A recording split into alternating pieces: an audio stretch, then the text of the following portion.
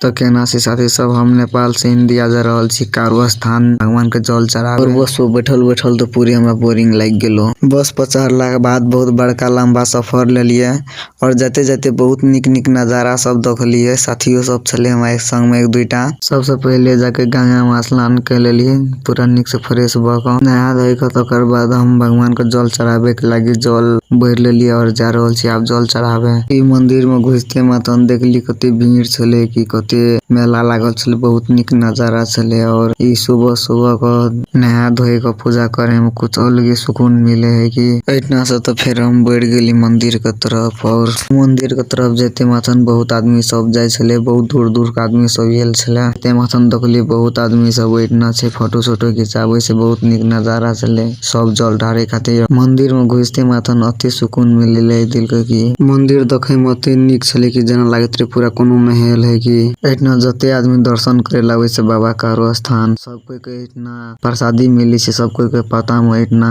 खीर दियल जाय छै खाय लो सब कोई के। तो हमरा रोक बाबा के जल चढ़ा के प्रसादी खा के फिर घर दिसन चले जाय। बस आयल छलिए भगवान का दर्शन कर फिर वही बस रिटर्न अपन देश नेपाल लौट गेली। और साथी सब केना लगल हमर मिनी ब्लॉग हमर फर्स्ट ब्लॉग छले। सब कुछ